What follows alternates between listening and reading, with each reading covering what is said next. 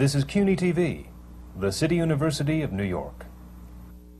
These seminars are coming to you from the Graduate Center of the City University of New York, located on 42nd Street, right in the heart of the Theater District. It's where Broadway, off-Broadway, and off-Broadway meet. And here in New York is where the best of the theater goes out across the country, and the best across the country comes back to New York. It is truly a meeting place of theater. The American Theater Wing is perhaps best known for its Tony Awards, but it's more than that. It's a year-round organization. It's an organization that provides seminars such as this on working the theater, where the most talented, the most experienced give of their time and their energies to share their knowledge, not only with each other, but with students and with people across the country. I'm Isabel Stevenson. I'm president of the American Theater Wing, and part, again, of our all-year-round programs is our Saturday Theater for Children. Once more, a theater-supported community project. Professional live theater goes into the schools, public schools, on Saturday mornings, and the children make the commitment to buy a ticket to see a show. We hope that not only will this broaden their horizons, but also it will provide them with a discriminating knowledge that will make them go to the theater or make them want to go to the theater when they grow up. Not just for the hit show and not just for a birthday, but because the theater is important to them. And we think that's very important, not only to us, but to the theater. Then we have our hospital program. That sends, again, live, Broadway, off-Broadway, and cabaret acts to hospitals, from Mount Sinai to veterans hospitals to the Actors Fund Home. And we provide entertainment and theater. Again, the emphasis is on theater to those that cannot come out to see it. I'm very proud of the American Theater Wing, and I'm very proud to present these seminars, which come to you, again, from the Graduate Center of the City University of New York. Today's seminar is working in the theater, and it's on performance. And co-moderating is Jean Dalrymple, who is author, director, producer, and a member of the board of the American Theater Wing. George White, who is a director and president of the O'Neill Foundation at Waterford, Connecticut, that is. And they will take over and introduce our panelists who are on today's program, and they, in turn, will talk about what it is to work in the theater. Thank you for being here, and I will turn this over to Jean Dalrymple and George White immediately.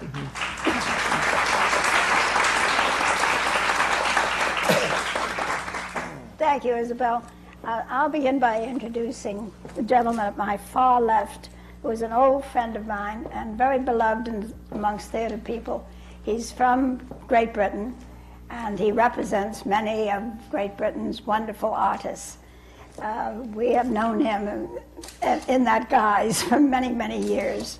His name is Lionel Larner, and right next to him is a young star, Matthew Broderick, who is now in his new great big wonderful hit.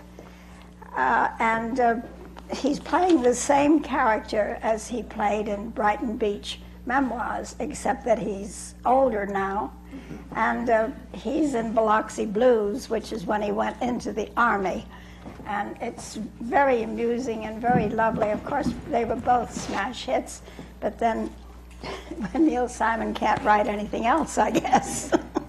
And right next to me is a very dear old friend, Jim Dale, and I'm sure you've seen him in all the wonderful things he's done. I always remember his Capino some years ago, where amongst other remarkable things that he did, he ran across the backs of the orchestra chairs. I never could figure out how he managed that, but then of course when he was in Barnum, he learned how to walk on a tightrope. So I guess that was just training. And now he's in that perfectly wonderful hit, Joe Egg, Jim Dale. And now, if you'd like to begin with. All right, thank you. I would like to introduce on my right three marvelous actors, and perhaps preface this a little bit by a story. I hope that after today we'll have a different idea of the actor's mindset, which is best perhaps summed up by a famous apocryphal story, maybe not apocryphal, about Will Kemp, who played all of Shakespeare's comedians and character roles, and was known for instance, the gravedigger in Hamlet and this sort of thing. And he met a fellow actor coming out of the Mermaid Tavern who asked him, "What are you doing now, Will?" And he said, "Oh, I'm in a new play by Will Shakespeare." He said, "Oh, really? What's it about?" And he said, "Oh, it's about this gravedigger who meets a prince." So perhaps we will get a little bit beyond that, I think, with these marvelous performers today.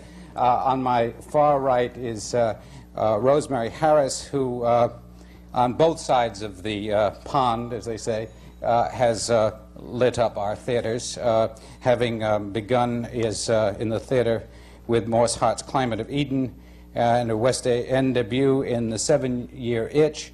Also went on to help Ellis Rabb form the APA in 1960, and is currently appearing on Broadway in Pack of Lies. And between those years are many, many marvelous and famous landmark, if you will, performances. Next to her is a young man who is a graduate of the Yale School of Drama and a member of the Yale Rep, who is currently seen in where he created a role at Yale of Levy in Ma Rainey's Black Bottom. He appeared in Miss Julie in Atlanta and did the world premiere production of Ionesco's Man with Bags in Baltimore, and that is Charles Dutton. And on my immediate right is, of course, I wonder why they put it here because of my O'Neill connection, but anyway, a word from my sponsor.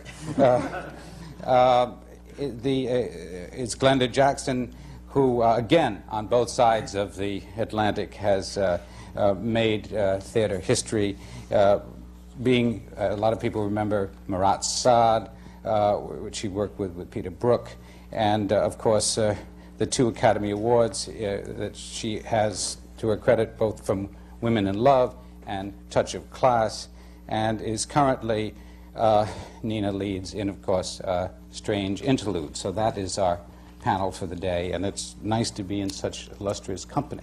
Mm-hmm. And I think that, as usual, we'll begin way over there with Rosemary Harris and ask her how she began in this remarkable career. Oh, dear. From the very beginning? From the very beginning. Sure. You can skip it. Oh, dear. Well, I'll make it very brief, I hope. My first performance that I remember giving, I probably gave some earlier than this, but I was 4 years old. And I played the Queen in the Dance of the Seven Veils. It was in a production that my sister produced. She was 12 and she played Salome, of course. She had the better role. Mine was a non-speaking part, but it was a wonderful part. One should never denigrate non-speaking roles, I realized, because there's a moment when my sister was about to remove the 7th living room curtain. The king was sitting on his throne. He was also 12. And on the record, it said, the veil was about to come off and the Queen came walking in, and that was my cue to come in, and I can remember it very, very distinctly as if it was yesterday.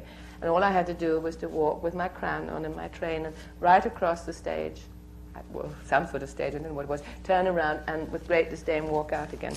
So that was my early beginning. But when did you really want to become a professional? Well, that sort of happened gradually.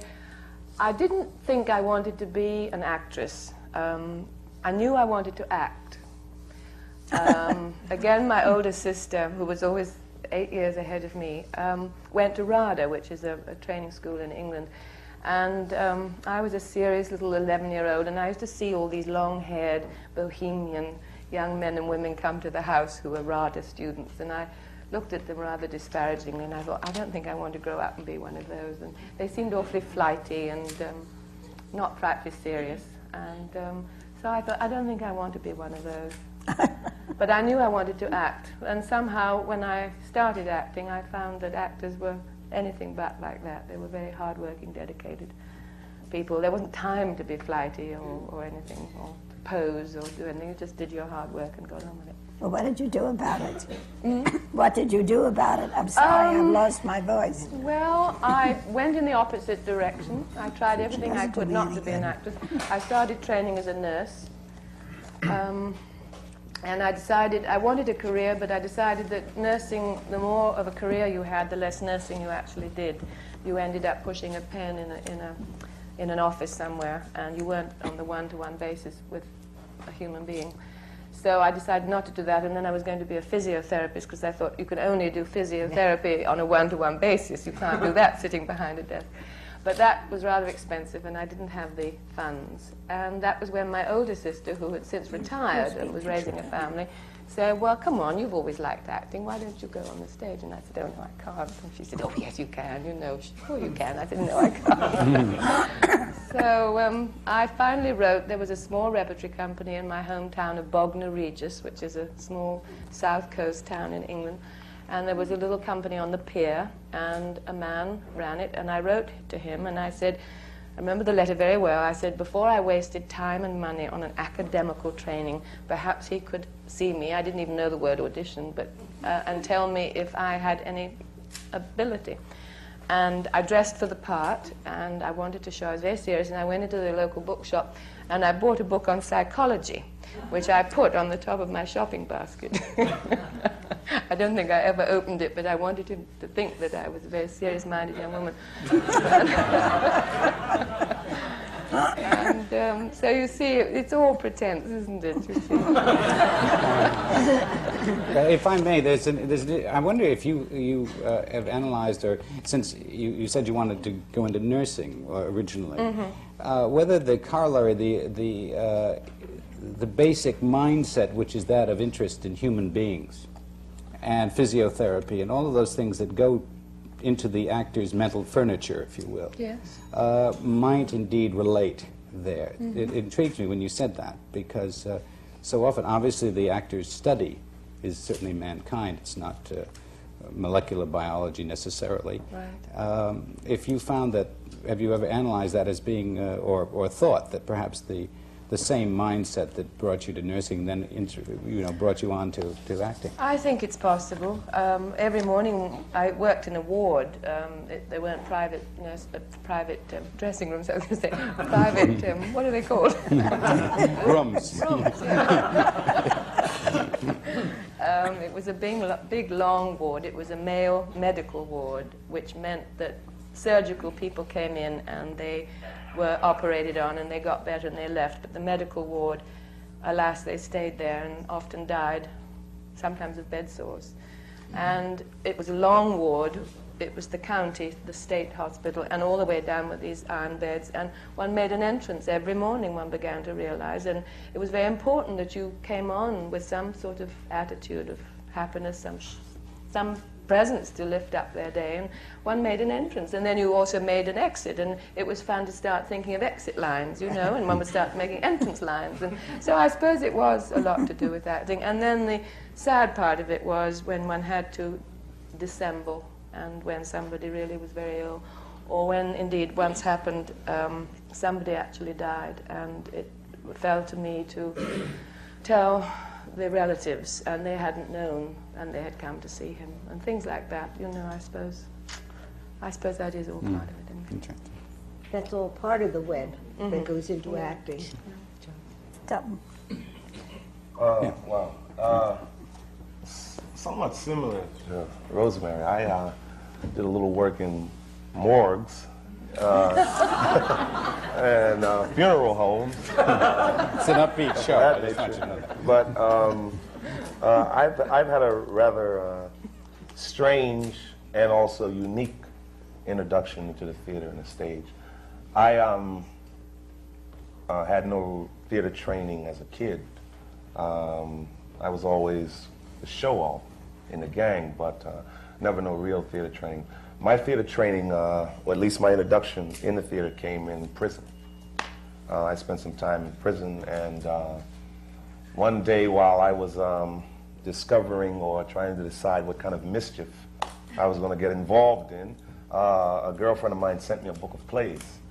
And I guess that was part of my rehabilitation. And I opened it up, and it took me about maybe 3 months to actually read through the whole thing.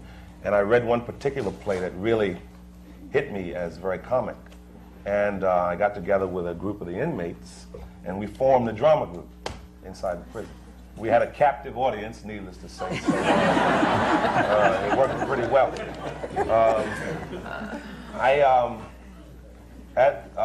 That for me was a turning point in my life. At the time, coming as a kid in the inner cities of Baltimore and being a troublesome youth at the time, I didn't believe in anything. I thought it was more happening on the street corner than the classroom.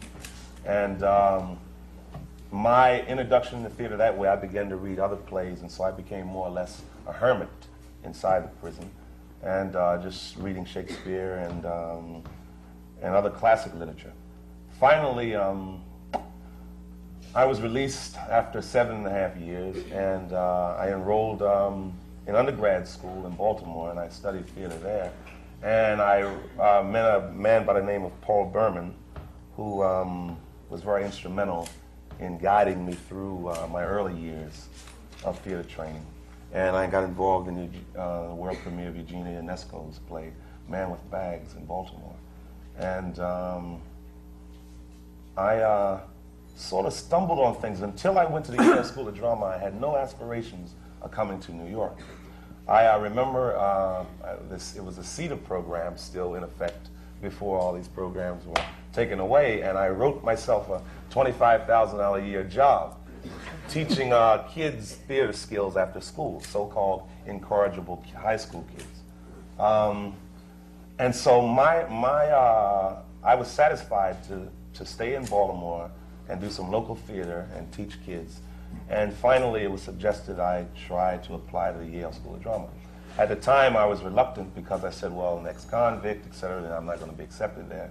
And I went up on the train thinking, oh, God, I've spent my $45 in application, and I'm going to take a long ride back. And a couple of weeks later, I was accepted into the school. And needless to say, that's the greatest theater experience that you could have in a lifetime, those 3 years at the Yale School of Drama. Getting out and coming to New York, it's been a little scary at times, a little intimidating, a lot of fun. I also was an amateur boxer, and in a strange way, I relate acting to boxing. Particularly in Act 2 in Rainey, when I'm totally exhausted, I'll say one more round. One more round, and it's over with. If I can go all out this last round, I'll win the fight tonight. And that's when you need it in that second act. Yeah, Yes. absolutely. Do you remember what the play was, the first play? It was a play called Day of Absence by Douglas Turner Ward. A very funny play. We took the biggest, baddest, roughest guys in the prison and had them play the women. And I became a despot. I was the director, and I starred in it. And so, of course, a lot of inmates were wanting to get in because the prison authorities were bringing in women, you know. And, of course, I know you can get in, you can't. Yeah, you can. But it was, I mean, the sad thing, when I look back on it now, the sad thing is that it was maybe 12 or 14 guys who were all in the group, and a lot of raw talent. And it was interesting. I remember when we all started getting out at different periods, and then seeing some of the guys when I got out, and some were still involved in it, and some weren't. But then the sad thing, the recidivism rate of the release and going back into prison, I'd say 85% are back in. I just was fortunate enough to graduate mentally from that scene and decide to turn my life around. here I am.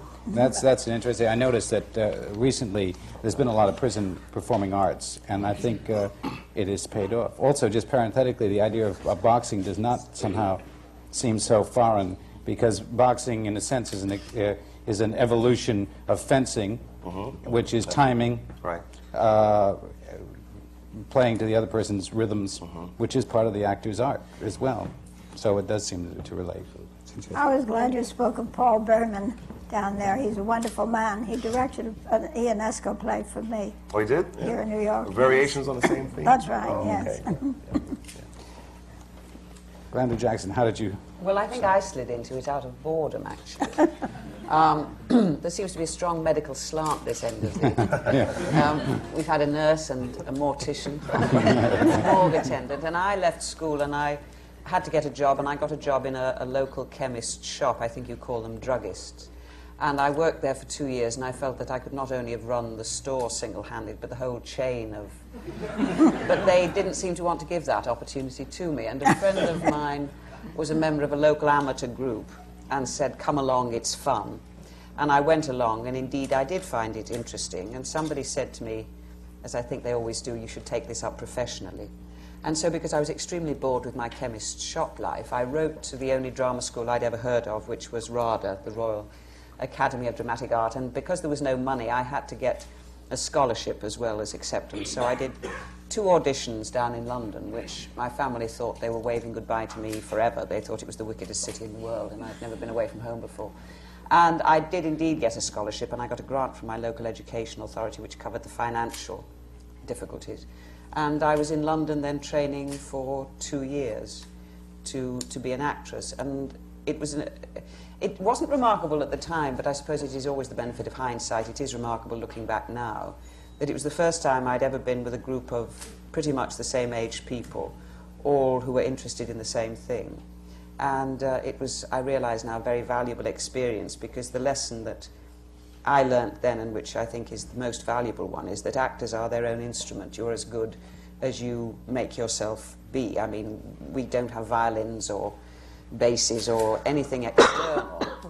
Our capacity to transmit the author's intent as directly and as openly as possible to the audience is entirely dependent on our preparedness for it, the flexibility and the speed with which this instrument, this envelope, can respond to that author's ideas. So that was very valuable. What was your first... My very first professional job was in a rep on the south coast of England, a place called Worthing, which is Brighton's poor relation, in separate tables. And I played one of the 2 students in that. And they didn't actually, they kept me there for a month, but I didn't play every play because it was cheaper to rehearse me, play me than rehearse me, play me, play me, play me, if you see what I mean. And then I did another play called Doctor in the House. And then I went off and did a round of reps, really, all over England, which was more, I think, out of work than in work for about 8 years. And I went to every audition for every major company and never ever got a job. I don't think I ever got a job through an audition in my life. And eventually, by a variety of extraordinary accidents, was taken on by Peter Brook for what became known eventually as the Theatre of Cruelty. And from that, that small group of 12 actors were co-opted into the Royal Shakespeare Company proper. And that led to the Marassade, and then I was in the happy position of being asked for, as opposed to having always to pursue work. And when you said that you hadn't auditioned, that primarily you mean that you most of the time you were actually asked for. Yes. No, what I mean, well, yes, I mean, people would ask. I mean, when they were desperate, quite often they'd say, all right, we'll take her. We'll come back to audition at some point. But, Yes. The big subsidised houses always had and still do regular auditions every year, and everybody was sent along and auditioned, and I never got a job with the RSC that way, or the National, or with the Royal Court. But there was a wonderful casting woman, who alas is now dead, called Miriam Brickman, who was the casting woman for the Royal Court Theatre. And she was always suggesting me to directors. And as I say, when they were desperate and nobody else would do the job, they'd say, all right, we'll take her.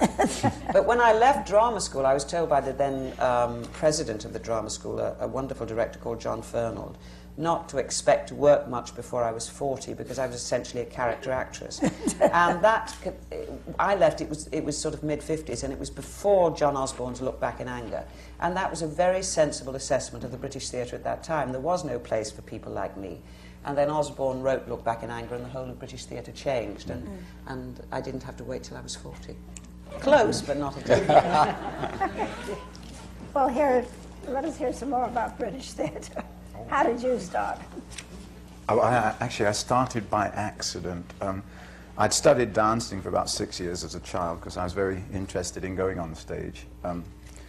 And my father suggested I learn to move, and I don't know where he got that information from, but it turned out to be one of the greatest wonderful things anybody has ever told me at an early age. Learn to move, because that's what acting is all about, movement. And I studied dancing for 6 years, and then I thought, well, this is all very well, but I'm not making people laugh. So I heard of a show, a touring show called Carol Levis and His Discoveries, which Glenda will know about.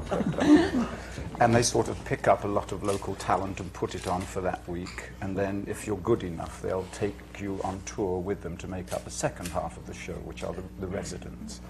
And I went along there with my new impressions. I decided to be an impressionist at the age of 16 and a half. And I thought my impressions were wonderful because they were slightly different. I didn't think it was funny to do impressions of people you knew, famous film stars, so I would do an impression of my mother's butcher. And the insurance man. And I knew that that was a funny idea.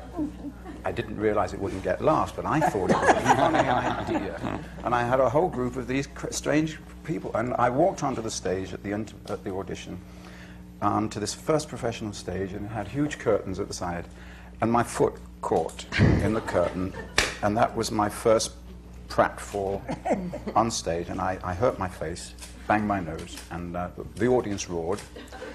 Not because it was funny, but because they'd come for an audition and they knew that I hadn't got it.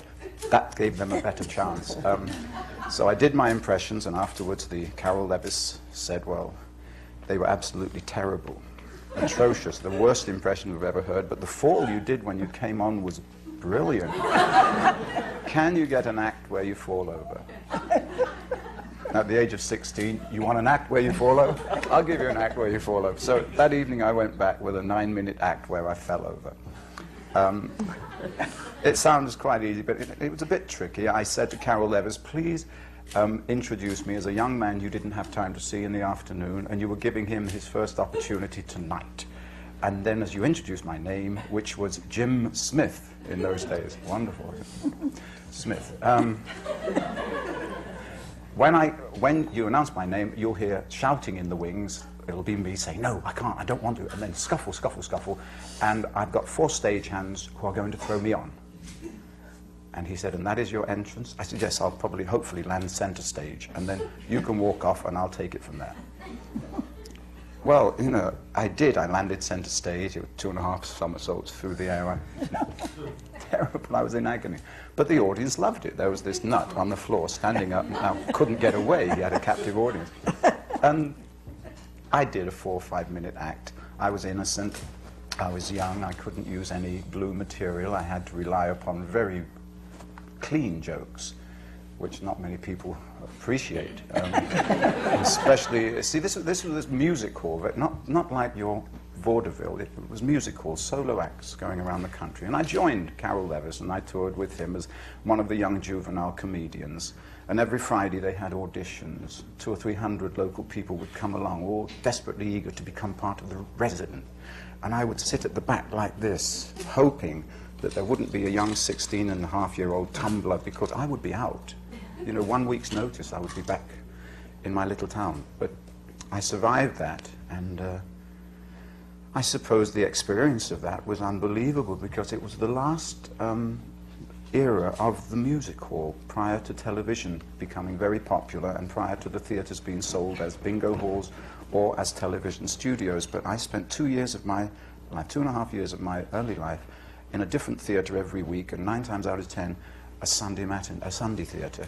So the experience of working the same material to various different audiences throughout the British Isles made me realize that audiences think differently, audiences behave differently, areas, and it was unbelievable the amount of experience that I was able to draw on in later years, purely from those 2.5 years as a young comic. Extremely important. Yeah. Matthew. Matthew, would you like to start in? Yeah. Most of us know how you started, but tell us again. Well, the first time I remember wanting to be an actor, and I don't know why the thought came into my head, but I remember I was in school and I was, I think 4 or 5 years old, and we got little library cards that we had to fill out so we could get books. And it said occupation on it, and I wrote actor. Fair enough. So I was 5, and I was set, you know, and I got a smoking jacket. And, but then I didn't really do anything about it, you know. And when I was 7, my father was doing a play in Stockbridge, I think, and said, "Okay, actor, there's a part, you know." And just the idea of actually doing it was so unbelievably terrifying to me that I cried right on the phone. I mean, just screaming. And stayed away from the theater until I was 15. I mean, I was very, very afraid of it. And the high school I went because they had a good theater. But my whole first year there, I was too afraid to audition to use that theater. I mean, I didn't want to even go into the theater and audition. But the second year I was there, I had nothing to do, and I had to do it. And I auditioned for A Midsummer Night's Dream. And I got the part of Wall, you know. And I had the part, so I had to do it. And I made the costume, and I painted all the bricks on it. And I remember having this wonderful idea, and I went into the park across the street and clipped pieces of a bush and stapled them, so a vine growing on me. And so I started to think I'm pretty good, you know, because I thought of that. And I do remember a moment on stage while somebody else was talking and me thinking, I sort of like this. I remember that light when you're on the stage and it's dark around you and there's a light and there's a whole atmosphere. And I really very vividly remember my first experience with that. And I thought, I really like this. And I thought, you know, I think I would like to try and do it. And as I went through more of high school, I got worse and worse at high school and better at the theater. So my grades went really, and by the end, when other people were going to college, I said, I'm going to try and be an actor for a year. And if it doesn't work out, I will go to college. But thank God it worked out, so I didn't have to. Didn't your father have anything to do with this? Oh, yeah. Well, he offered me that part when I was 7. You know. He also, I mean, all through it was coming and watching every play, and, you know, I think the reason I wanted to be an actor when I was 5 might have been because my you dad saw was. him, yeah. Why else would a 5-year-old want to be an actor? He was a wonderful actor. Yes. Yeah. Great actor. And I would imagine growing up in that household, you must have at least heard shop talk. Well, yeah, and I used to travel with him through the country. I was terrified to be on the stage, but I loved being around it. I loved being backstage and talking to actors, and you can, you know, on the road like that, when you're a little kid, you can sort of become their little puppy. Yeah. I loved that, and I think that's why I liked that feeling partly. I mean, that feeling of being on stage. I had always liked the atmosphere around the theater. But I think when you were playing Wall and the light and all of that, you suddenly said, not I like this, but I can do this. Yeah, that too. Yeah. Yeah. No, it's true, because you know, at 15, you don't really think you can do anything. You know what I mean? It's not necessarily true, actually. I mean, I know lots of people who like it, but they can't do it. Yes. But tell us about getting your first professional job. Well, my first professional job was, first really professional one was after I graduated from high school. I auditioned and got a movie called No Small Affair, and it was a leading part opposite Sally Field, directed by Martin Ritt. It's a pretty good way to start. Well, it's good and bad because I mean, if you think of a 19-year-old suddenly in a lead in the lead of a big, expensive movie with that kind of pressure, was, I think, actually not such a good way to start. And as a matter of fact, 2 weeks into shooting, the director was ill and the whole production was canned. And it was one of those things where I actually went to the set, sat in the trailer, and then they said, go home. And I noticed that Sally Field and Marty Ritt were not there. But the crew was there, and I was there. And I went home, and I got a call saying it's suspended. And about 5 days after that, my agent called me and said, it's over. Oh, my goodness. And I thought, you know, I thought it was over. I mean, I thought it was really over. And I didn't get another job for nearly a year. And I auditioned like mad, because all I wanted was some job, something where I could be assistant stage manager, something, so I wasn't waiting around. And the part I got was in Torch Song Trilogy, which was at a very, very small theater at the time, so it wasn't such a hard part to get as it would be now, you know. There weren't that many people interested in it. And I was just very lucky. I mean, there was no pressure on that production because it had a limited run and nobody expected anything from it. It wasn't like the movie where there had been all this money and people wanting it to be great. It didn't feel that way. And I started to enjoy it again. That was when it was downtown at the Actors Playhouse, I suppose. Well, no, it started on 62nd Street. Oh, really? Yeah, at the, I don't know what it was called, but it was 4 stories up and there were columns in the way.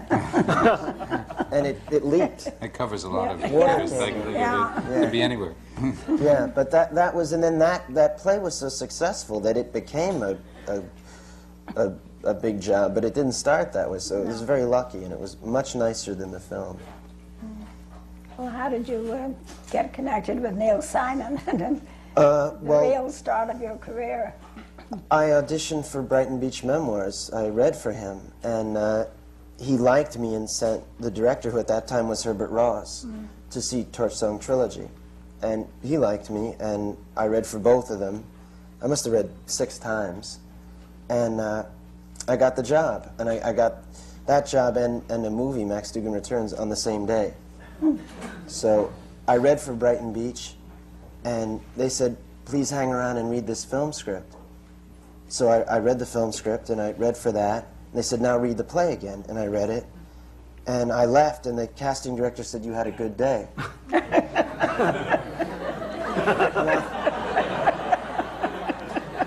I had a feeling I had the film, and I said, you mean I got the film? And she said, no, you got them both. And I said, fine.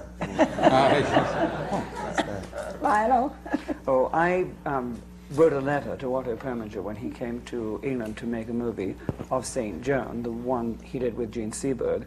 And I wrote him a letter in which I said that I could type, drive, take shorthand, all of which were huge lies, and that if there was anything I could do to help while he was in England, I was assuming that he knew nothing about England and I knew all about England, that I would like to work for him. And to my utter amazement, he called and brought me to a very terrifying interview in a huge mansion on Park Avenue that was the house of Sir Alexander Corder.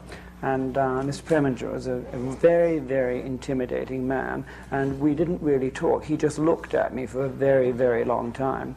And I was asked back to several of these interviews. The final one was conducted in a limousine while we drove around a part of London I wasn't familiar with at all, looking at huge mansions, with him asking me what I thought about them as a home to live in. They all looked perfectly suitable to me. Out of disgust, he threw me out in the middle of Belgravia, and then called up and told me I was hired.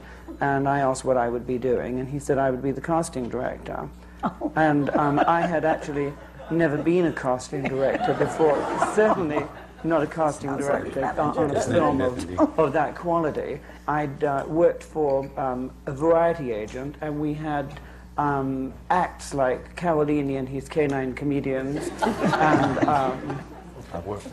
did you work with a man called Don Felipe and Marta. She was a rather aging model, and he would sort of run around her with bits of fabric and pin dresses onto her, and they would walk off to the Easter parade. So I was suddenly installed in this office and given a script of St. Joan, and I panicked and thought, what am I going to do? And I rushed off to Stratford-on-Avon and stayed up there, and I think the Red Lion, and saw all the performances and wrote copious notes about Vivian Leigh and all of the actors that were appearing in that season, and then came back to London and did a crash course on all the West End theatre. And then I enlisted the help of all my friends, and I would call them up and say, Rita Cave has just suggested so-and-so, what are they like? And then I would stay hours and hours and interview all of the actors and kept a file on them before I brought them into Otto Preminger. And he was so pleased with the job that I did that he gave me a very large screen credit. And I was known in England in those days as Larry Larner, but he wanted me to be called Lionel, which is my name. So I was called Lionel Larner, and I promptly came to the United States seeking fame and fortune. He wasn't here, and the only people that would hire me were the American Bible Society. So I worked at the American Bible Society diligently until my services were no longer required. And then I sort of lucked into a job with an agency, and that started my career as an agent. And you were never an actor? No, I was never an actor, no. And you didn't do casting for the Bible Society that I know of. I should have done. There's such a wealth of background and experience on this panel, and we're going to get to it just as soon as we can. We also have a question and answer period, that comes in the second half of the program. And I'm sure there are lots of answers of how you got from Yale to hospital to the druggist. I seem to see a thread that's going through here, and I think we're going to explore that.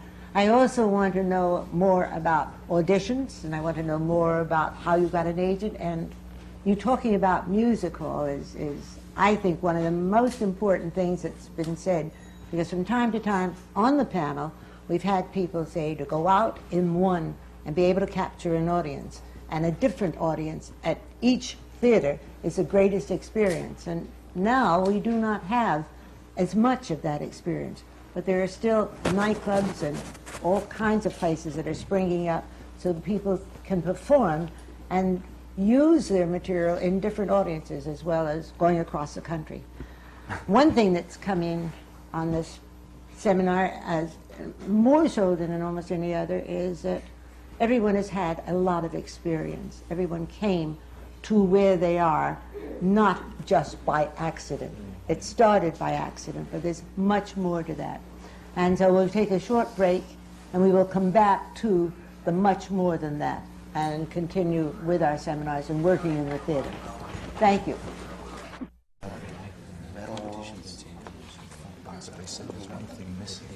We're back with the American Theater Wing seminars on working in the theater.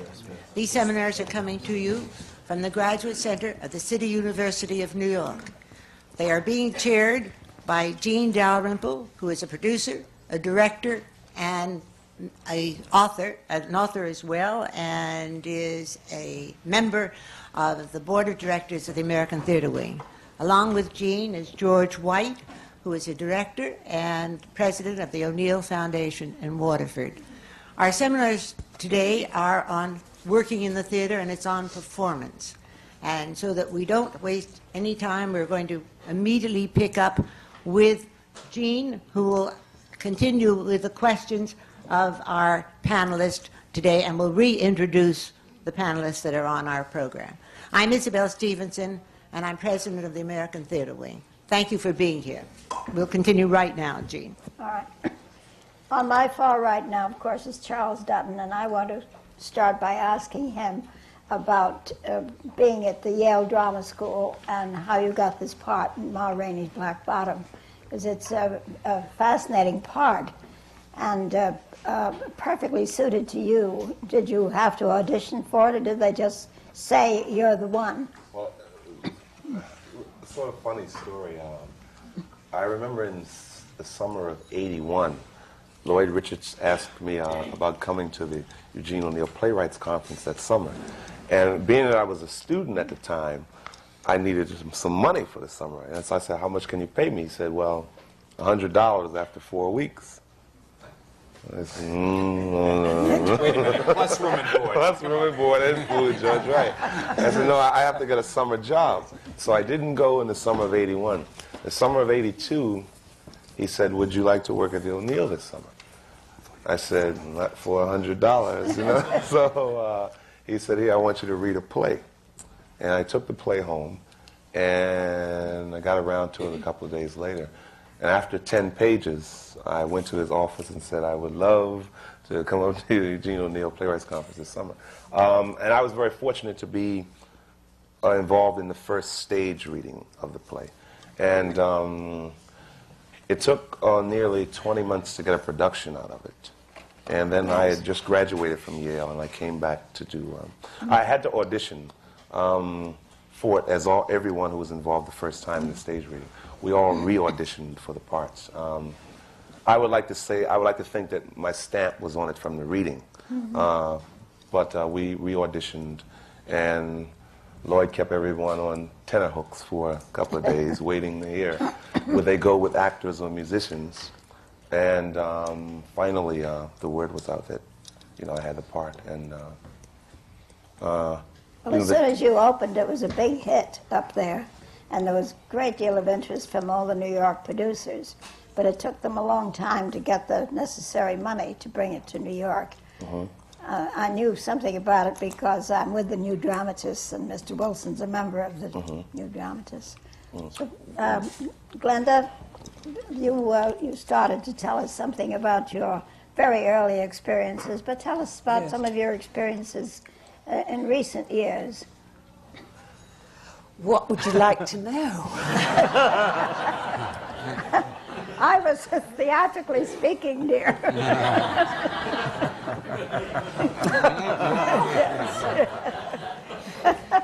Picking up from that. I think actually, but no, really, I mean, if I may ignore that question, because I can't actually pluck something out of the air at the moment, I'd like to go back to the idea of auditions and what it's like when you're beginning. And as I said, I don't think I ever, I will tell an audition story in a moment, but when you start out as an actor, you are 99.9% of your energy is spent pursuing work. And it is an extremely demoralizing situation to be in, because you will be sent along for an audition. This is if you're fortunate enough to have an agent in the first place. And you are preparing yourself days before for that audition, and you go to a lot of trouble over the way you look, and you're probably short of money, so you know you have to save to get the fare, so you arrive looking immaculate as opposed to walking when it might rain and you'd arrive looking a mess. And you walk into this room, and there are maybe 2, 3, 4 people sitting behind a desk, and you're there ready to give them your all, and they look at you and they say no. Just like that. You walk through the door and they say no. And they're saying no because you're the wrong height, you're either too fat or too thin, too tall or too short, too dark or too blonde, whatever. And that aspect of trying to get work in the theatre is extremely painful, because you're never seen as an individual human being, you're just seen as an object, a shape, and if that shape doesn't fit into the larger framework, you're out. My one audition story that I'll tell you, as I say, I'd never got a job from an audition, but I was sent along. I heard that there was this program being envisioned by Peter Brook, who was a director I'd always wanted to work with. So I was told to go along to this audition, having prepared a piece of my own. I edited a short story by Dorothy Parker, which was an American Fifth Avenue lady sitting during the cocktail hour with a friend, bewailing her life and her situation. And I thought it was both wonderfully funny and very sad, and the character was an extremely sophisticated lady. So I did it, and then Peter Brook said to me, fine, now using the same words, you are a woman who has opened her front door, 2 men have burst in, put you into a straitjacket, you're being carried off to a lunatic asylum, and they've made a mistake. So that's what I had to do. So I did that. And then I waited and waited, and I had to go back and do another audition, this time working with other people. And then I waited, and I did actually get that job. Bravo. But that's my audition story. Has anyone... As painful as that. When do they start? They don't ever. I mean, if you're called for an audition, there's no point where it ever ceases to be that painful. And what I find always amazing about casting from auditions is there surely must come a point when the producer-director simply becomes blind and deaf. I mean, if they're seeing hundreds and hundreds of people, which they do, there has to be a cut-off point where they can't actually see or hear anybody anymore. And it is an extremely painful process, yes. I would like to, of course, go a little further. How do actors deal with the, not so much the audition, but the general continual rejection that goes on? As you say, it's terribly painful. One must have to steel themselves against this kind of continual, actors live with rejection, I think, day in and day out. Well, so do most human beings. I mean, I think the thing I would argue with you there is the stealing. I mean, in a sense of putting up shutters to protect yourself. You have to be able to simply bounce back. But if there's an area of you that is automatically cutting off some kind of experience in that way, that's really more damaging than not getting a job. Because that's the terrible paradox about acting. I mean, you have to be entirely vulnerable and entirely secure all the time. Right. And because if you're not that vulnerable, then you can't feel. If you can't feel, you can't express. And it's a very complex situation. I think that Frank Langella said very, very clearly on one of our seminars, in which he said, you must have a belief in yourself. Because just think, you come into the theater, you put on your makeup, and at 11:15 you're getting enormous applause and you're taking bows, and at 11:05 you're all alone in your dressing room and you're taking off the makeup and there's no one there and nothing else. So you must have this belief in yourself without stealing yourself. I think that's the important thing, that you do believe in what you're doing and you do believe in you. You're right. Does anyone of the panel want to ask any questions of Glenda about auditioning? They don't need to know about auditions anymore. Should I wear a tie? All that. Well, What are they looking for? Who are they looking for? Lionel Larner, I would think, you have to deal with I mean, in your capacity, with the issue of auditioning, I would assume, or at least de facto auditioning when you're covering performances. Right. And what do you look for? Well, actually, if I can rearrange your question, Please. I have to deal with auditions when producers and directors call up for my clients and ask them to come and audition. And frequently, we would take the position that a client will not audition, that they're past auditioning, there's enough work on them. I mean, particularly if it's for film, there's enough film for them to see, and that we will only take scripts to clients on offer. How well an agent does his job is how he guides his client and how he gauges it. And I'll give you two examples that I'm particularly proud of. Some years ago, Hal Prince, whose play opens tomorrow night, was doing a little night music, and he'd sent me the script for Keith Michel to play the Baron, and Keith had just won the Emmy for playing the Henrys. It was the same year that Glenda won for her Queen, and he asked me about Keith and whether or not I thought he would do this part, and it was a Stephen Sondheim musical, and I said, well, how many songs does he have?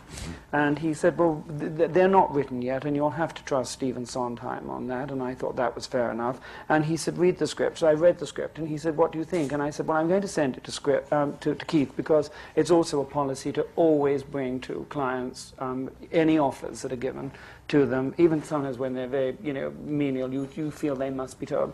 So I said, I don't think he's going to do it. And he said, why not? And I said, I just don't think he's going to want to play this man. And he said, Lionel, he said, it's the most wonderful opportunity. I'm going to put choppers on him and age him up. And I said, yes, but he's just played Henry, and he's a very handsome man. And I know Keith, he's not going to want to play that role. But I said, who's going to play Desiree? I'll send it to Keith. And I was right. I sent it. He turned it down. I said, who's going to play Desiree? And he said, I don't have anyone. But he was at that time looking for a continental woman, and he said, who do you suggest? So I said, well, if I was producing and I could have anyone in the world, I would want Lily Palmer. And he said, that's exactly what I want. He said, you put your finger right on it. I can't get Lily Palmer. Is there anyone else? And I said, there is, and it's coincidentally a client of mine, and I suggested Glynis Johns. And he said, she's wrong. And I said to him, well, why do you say that? And he said, well, she's much too British. And I said, but you know how she was born in South Africa. She lived for a long time in the United States. She's very transatlantic. And he said, Lionel, save your breath, she's too British. Well, she had just opened in a play in Washington, an obscure Noel Coward play. And I can't even remember the name of this play, but I went to see it. And Richard Todd was in it. It was the early days of Triumph. And she played a wonderful woman who manipulated men, and she was a cabaret singer, and she had illegitimate children, and everyone fell madly in love with her, and she looked wonderful in the costumes, and she had wonderful reviews. So I called Hal and told him about this and said, I'm going to send you the reviews. I don't want to go through all this bother if you promise me, unless you promise me you will read them. So he said, yes, I will read them, and he called me up, and to my absolute delight, he said, Lionel, obviously I must meet her and see her. So knowing how stringent Mr. Prince can be, and another gauge we have on how strong the interest in a client is if the producer will put his hand in his pocket. So I said, well, you know, she's got to come in from Washington, so she'll have to fly in, and she'll have to stay overnight, and she'll stay at the Regency. And he said, yes, yes. So I thought, oh, he's really interested. So I called Glynis up. So I called Glynis up, and Glynis said to me, Lionel, in England, stars don't audition. Well, I was absolutely stunned, because I'd worked rather hard to get at this audition, and I took a very deep breath, and I said, well, in America, Glynis, stars do. And if you're Angela Lansbury and you want to do Mame, you audition 5 times.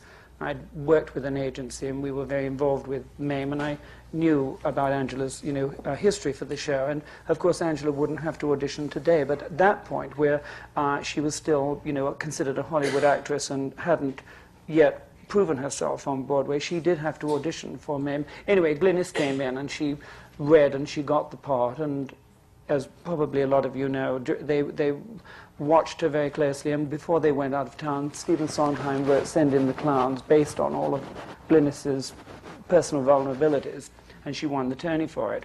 And that same year, Sam Levine, who was mentioned earlier with Rosemary, had been turned down by Matthew's producer, Manny Eisenberg, for The Sunshine Boys. And I'd read the play, and it could have been written for him. And I called Manny, and Manny said, Lionel, if he were the last actor in the world, I wouldn't hire him. And I said, why not? And he said, because he sued me. He said, I had him out in a play, and he mentioned the name of the play. It was an Alan King vehicle, and that's gone out of my mind. He said, but I said, well, what did he do? He said, first of all, he slapped a young actor on stage. He said it was a young actor, and he walloped him for misbehaving. And then he sued them, and he said, and I'm just not going to hire him. So I wrote an impassioned letter to Doc Simon saying that Clive Barnes had twice in the past season called him one of America's great actors, and that all I asked was that he was seen for the part. In the meantime, Sam was on the phone every 5 minutes saying he was going to bring another lawsuit against Manny Eisenberg. And I said, this is not the place for lawsuits. Please, Sam, don't do anything at the moment. Anyway, I wrote this letter to Neil Simon and said, if you will see him and he doesn't get it, then he's failed fairly, and I can't ask for more than that. So then Doc Simon called up and asked me to give the script to Sam, and then he invited us to lunch, and Sam was scared to come. He said, well, if they're nasty to me. And I said, they're not taking us lunch to be nasty to you, Sam. I know. So, I think that's wonderful, and I think you're but doing he a got, marvelous but audition he got for what that an part. agent should really But he got do that for their part, client. and that was the Sunshine Yes. Boys. That's wonderful. And he was I'd like wonderful in to it. do a quick run through. Matthew, do you have an agent? When did you first get an agent? I first got an agent when I was I was very lucky, just getting out of high school.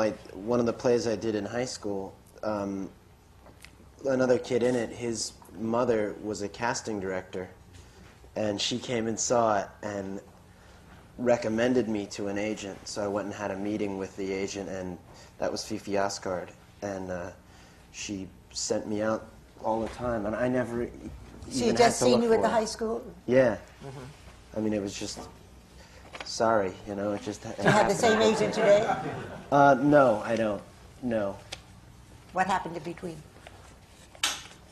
We just... the person who worked with me at Fifi Oscard left the agency, so I didn't have my agent there. She's not an agent anymore. She became a painter. House or art? I've thought about it. Why don't we go on with Jim? Well, and see? I just wonder, well, for anybody on the panel, what do you look for in an agent? What kind of...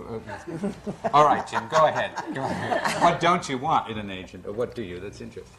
I was auditioning for, I did a 3-hour audition for Lord Bernard Delfont for Stop the World, I Want to Get Off, all those years ago for the Australian production. And I sweated for 3 hours doing everything in the show. And afterwards, he took his big cigar out. He said, "That's very good, Jim, very good. Who's your agent?" I said, "You are." And I'd been with him 2 years. I won't say that. You know, there are good agents and there are... When I say I've gone through a lot of agents, I don't mean that. You know, you can have a lot of au pair girls looking after the children. It doesn't mean you get rid of them because they're bad. They sort of wander off on their own thing. I think that a lot of agents, or the ones that I've been connected with, and I daren't mention names, the fact that a lot of agents don't perhaps know where you want to go. They suggest where they think you ought to go, and you say, "No, I do not do. I'm not in show business for this. I'm not in show business for this amount of security. I don't need that amount of security. What I want to do is to expand and to grow into as many branches of this wonderful showbiz tree as I can. And if it means going off Broadway because there's a man I want to work with, or there's a play I want to do, I'll do it for nothing. And I am not interested in doing that situation comedy series in Los Angeles that's going to cut my career 7 years. If it's successful. But that's the risk you have to pay these days. If you want the money, you sign your name and you may make a lot of money, but you may be committed to a very long time doing something that after a year or 2 is now making you older.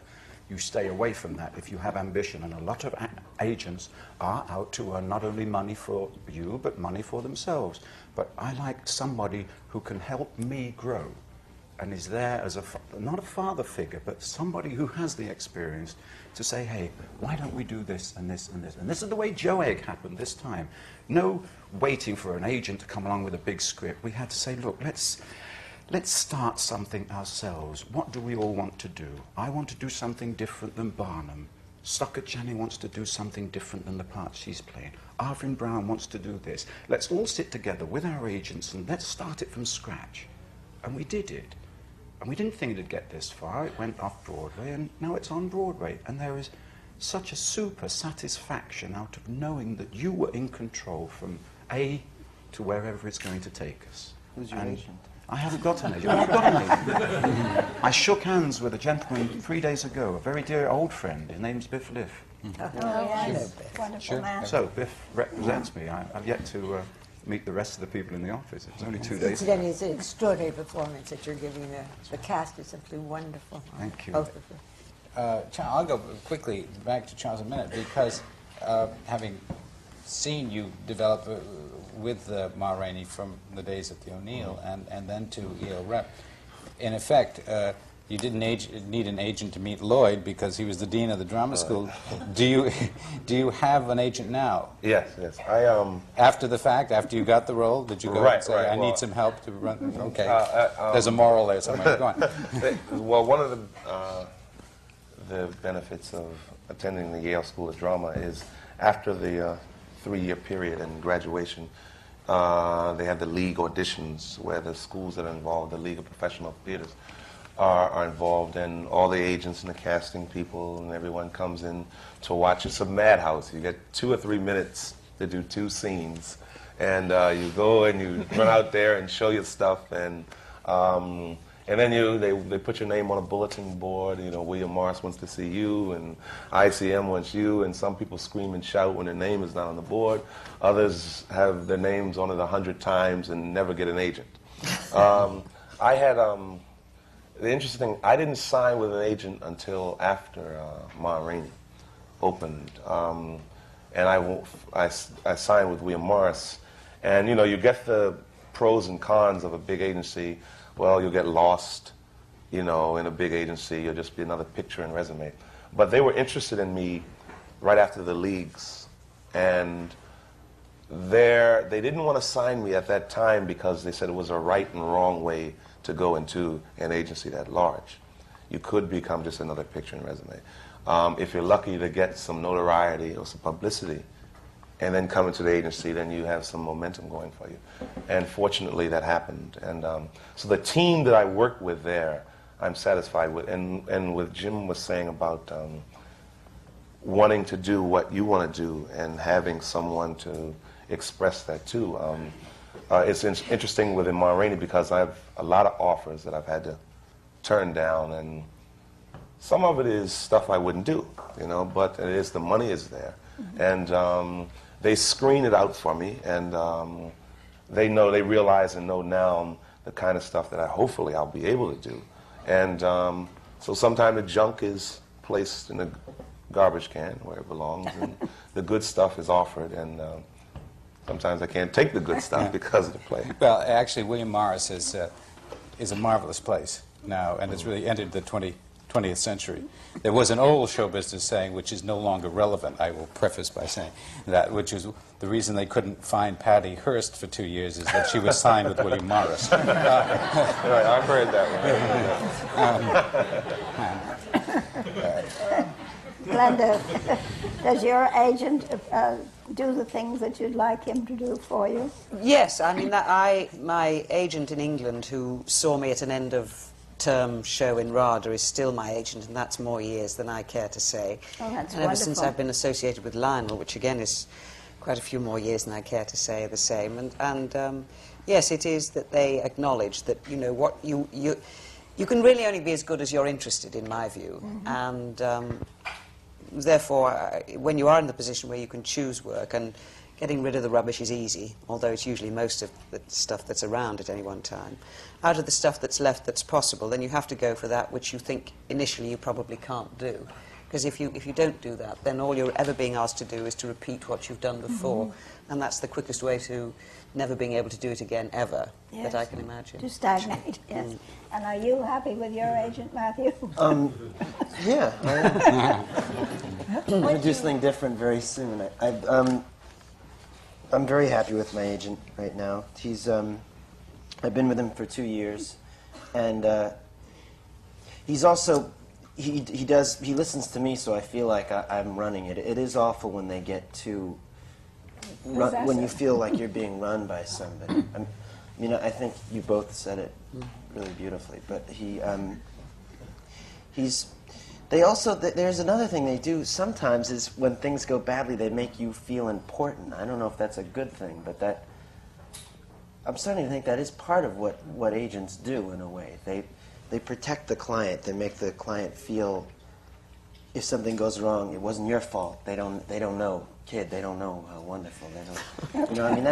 That is part of it, I think. Yeah.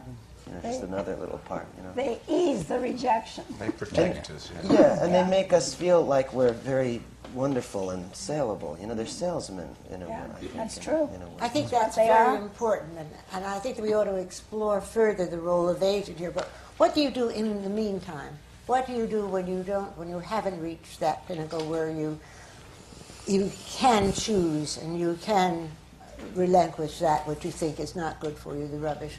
How should you continue working, whether it's in a classroom or whether it's in a up the stairs off Broadway? What can you do, and how do you get someone to see you when you are not in the position of being sought after? I think that's very important. And would anybody like to take that? Lionel, perhaps you could quickly answer what you think performers should do, or perhaps somebody on the panel would take I over. think I think that performers should keep working, and as Jim said, if you want to do something, do it in a loft. But I went a few weeks ago to a place down in Soho, and it was someone's apartment, and he had totally rearranged it, and he had professional actors, all of whom were not working, and they had gotten together, rehearsed a play, and somebody was working the door and taking the tickets, and it was really a terrifically thrilling night. They were all wonderful, and I came out of there feeling very uplifted that they weren't sitting around feeling sorry for themselves. They'd gotten together and done a play, and they were wonderful. Yeah. And I asked them up to the office to meet the agent in the office that works with me, and some of them are being sent out. But I think that you do have to just get out there and do it and have tenacity about it. I think we can always recognize the fact that when a scriptwriter sits down on his own, excluding certain ones or certain writers, certain scriptwriters or comedy writers, especially for television, If you sit on your own, you can sit there forever. But we all know the results of having 6 or 7 very, very clever, talented writers sitting around bouncing off each other's. The ideas happen. At the end of 3 or 4 hours, something has been created. It may be a television script, but I think that this too can happen with a group of actors sitting around. Instead of sitting at home waiting for that phone to ring, let's all get together and make that phone ring in somebody else's And when you're office. beginning, I mean, any job is a good job. I mean, when you're first starting out to act, I mean, just to practice at all is good. There's no such thing as a good or a bad job. To be working at all when you're first beginning is a great prize and a great plum. And I think when you first start out in the theatre, anything that's offered to you, you should grab with both hands. And then if enough of that happens, after a time, then you will find that there is something innately in you that says, no, I actually don't want to do that, I'd sooner do this. It's like tasting but to every begin menu, with, piece of food on the menu. But You decide which- everything, anything and everything you should I take. think it's good not to worry too much about getting seen so much, but just doing something. Right. Just doing something. Yeah, yes. And because every time I've gotten a job or been seen, it's been through luck, pretty much. You can't really make that happen. You can't. If it was make possible people to make it, come. if there was a formula, there would be no unemployed actors. But as we know, the only thing you can do is keep your foot sadly, in there it, are many, many. Too many. We're about to open this to questions from the audience. And if your question has already been answered by someone on the panel, please don't ask it again, and make them as brief as possible, and so that we can get in as many questions as possible. Next, would you come up? My name is Richard Grove, and I'm an actor. And I'd like to address this question to the panel. It has to do with the idea of professionalism. What is it, and how do you acquire it? Good question. By working. Yes. Would anyone like to grab a hold of that? Professionalism, I suppose professionalism is acquired through the many, many years that one studies one's particular craft. It can be anything. It can be that of a chef. It can be that of a jeweler. Professionalism. Encompass that with the fact that, as far as an actor's concerned, you know, to me, the secret of acting is just sincerity. I don't know if I'm quite making sense. All of these add up to professionalism. Professionalism encompasses knowing that you are working with somebody who is not yourself. By that, I mean have respect for who that person is and what he's trying to do, perhaps at rehearsals, perhaps. But be aware that there are other people on that stage or in that rehearsal room. It's not just you. The whole of you, hopefully, can be that professional. You will all weld yourself together to make a double fist, and that will give such a feeling of security for all of you, and can create a wonderful feeling of company and belonging. Jim, would you say unity of good manners? Oh, yes.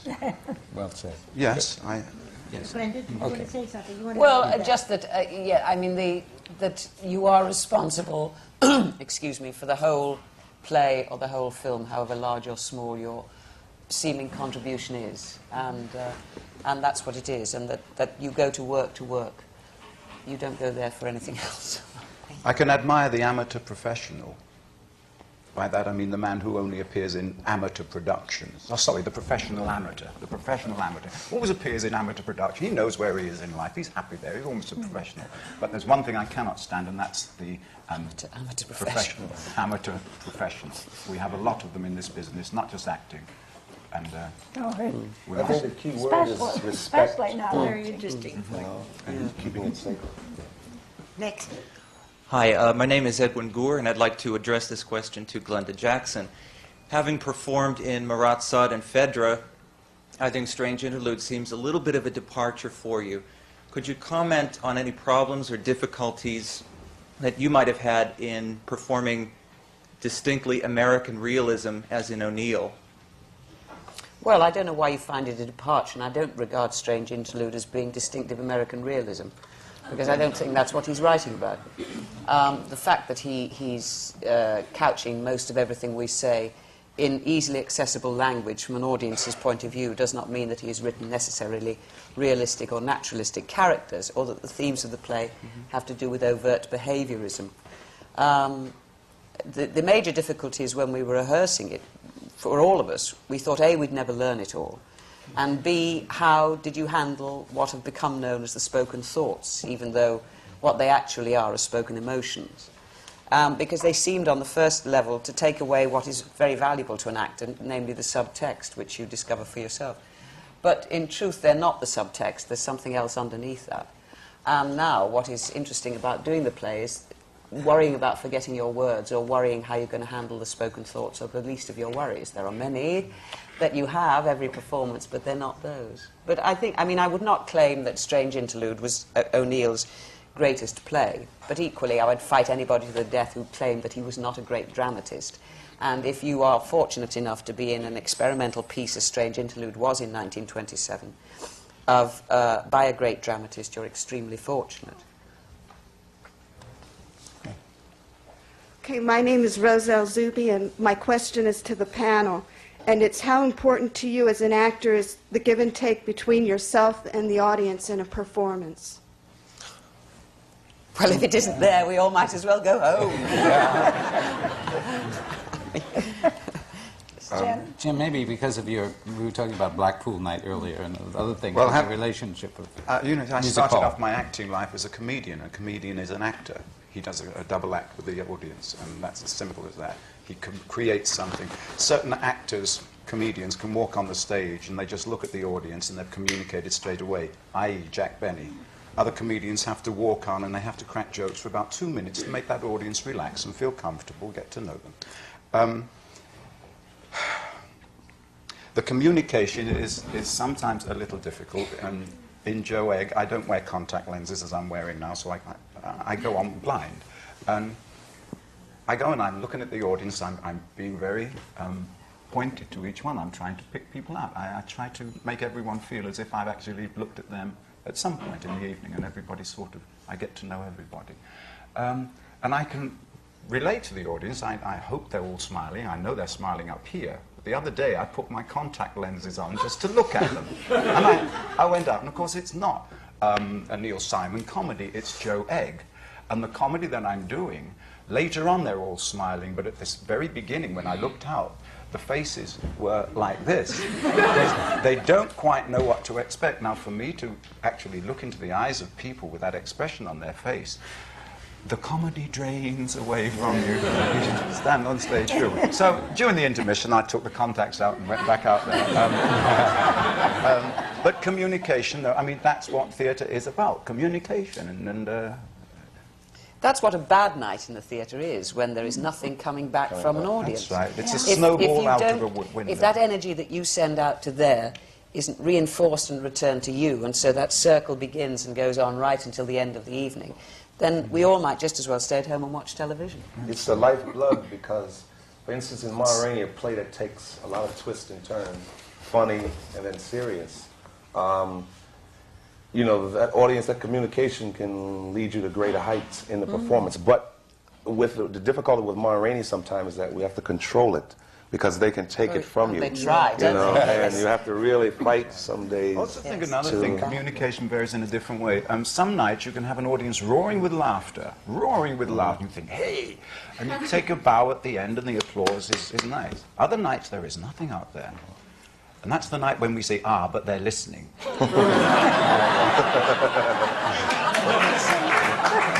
And you have to say that. You can't come off the stage thinking we've died, yes, but we're dead. equally about that, I mean, sometimes they laugh and they're not listening. That's right. So, I mean, you've got that immediate sort of reaction then, but in fact you haven't communicated anything. That's right. Because if you want them to take away something, it's the quieter nights that tend to do it. I mean, it's the balance between the two. And they laugh because they're frightened as well. Oh, often, yes. I mean it. I imagine that's true because of Neil Simon now, too. What do you call upon when you have the audience that you don't think is listening or is too frightened to You don't respond? rush to start with. A lot of people think, oh, God, let's get it over with and go home. You don't.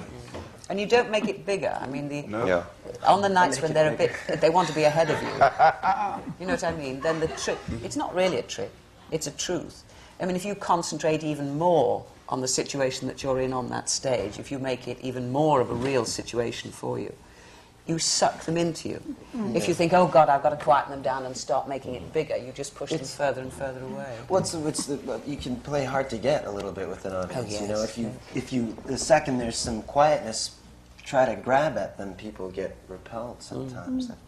But it's also, I think, important to you have to have some kind of defense, because audiences are bad sometimes, and I don't think it's always just you. And at least I feel better if I don't think it's just. No, it often isn't. I mean, so you have to have a thing with, and sometimes you just go back to the play. And I mean, the worst audience, I don't know if this is true for the other actors on this panel, but for me, the worst audience ever to play to are professional actors. Yeah. They are absolutely dreadful.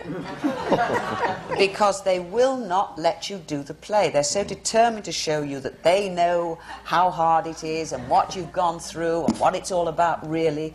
And they're dreadful. I mean, you spend your whole night kicking them off the stage. It's awful. It's really awful. How many actors does it take to change a light bulb? You know? I don't know. How many? One to do it, and 99 to say, I could have done that. Yeah, okay. There you go. Thank you. Would you like to? Hi, I'm Diane Cotton. I'm a student actor, and I was wondering, anybody that feels that they can answer it, any kind of advice that you could give to student actors who are trying to polish their craft and eventually break into the business, either in terms of the actor homework itself or in terms of the business aspect with agents or anything like that, anything that you've learned along the way that you could help us out with. I think almost everything that they've been saying would help you out a great deal. Where are you studying? Adelphi University in Garden City. Just keep studying, I would say, and keep seeing as much theater as possible. Does anybody want to add to that? Well, the best teacher is an audience, so it's a terrible double bind. I mean, you learn more by playing, but then how do you actually get the opportunity to play? But really, I mean, if you are given an opportunity to perform in front of anybody, anywhere, take it. I mean, just take it. Yeah. Are you a comedian? You do have I just wondered, you got a banana sticking out your top pocket.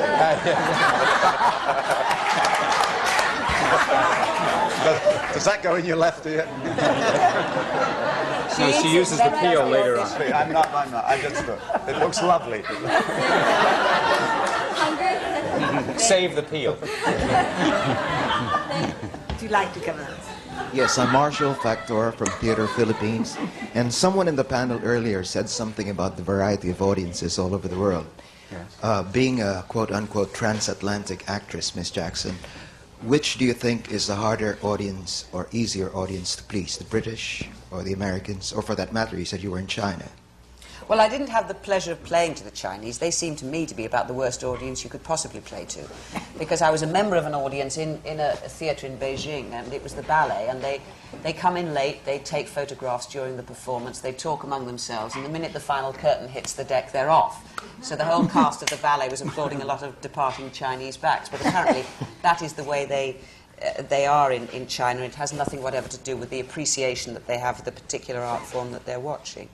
I like audiences that let me know what's happening while it's happening. I dislike the English audience which waits until the curtain call before they do anything or show anything or let you know what they're feeling.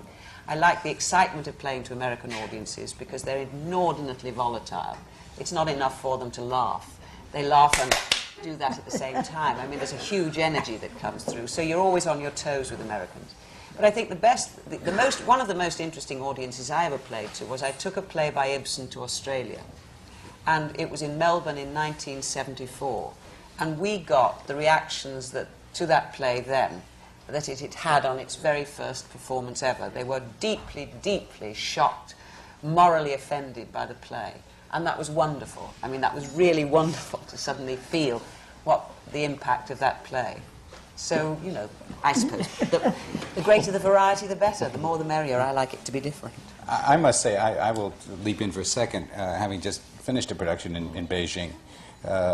And I found, first of all, I was terrified by Chinese audiences for this very reason.